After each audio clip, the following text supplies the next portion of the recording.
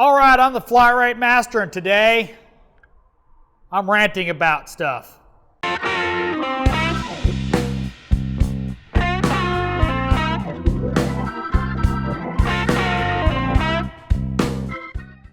right, I got two things to rant about.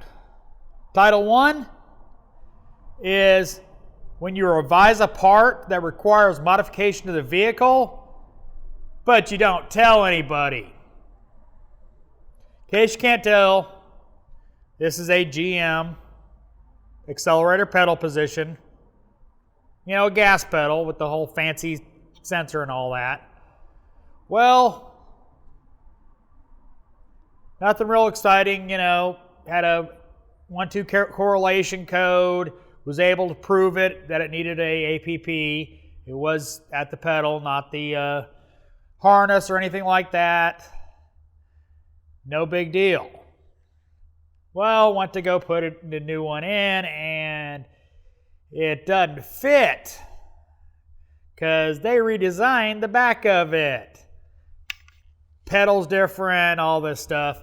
Wound up having to cut up the insulation to get it to fit. You know, why'd you have to revise the part to make it not fit? Stupid. Stupid. Two, I got two BMWs in the shop right now. Not one, two. And apparently ALLDATA and Identifix aren't getting information on the later model BMWs. So I have a complete lack of service information right now. Great, BMW.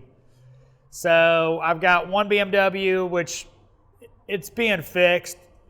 Not a big deal, but there's just no service procedure. Lower oil pan on a V8, or I'm sorry, upper oil pan on a V8. No service information, nothing on it, other than the labor times. And I got another BMW, I think a 14, with the harmonic balancer going like this. And no service information, none. Front crank seal, which I assume is behind the harmonic balancer, pays 2 hours.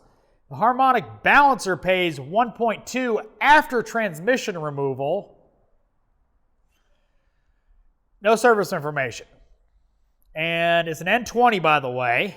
So I'm sure somebody's going to pipe in and go, you do this and it's no big deal, or, you know, whatever.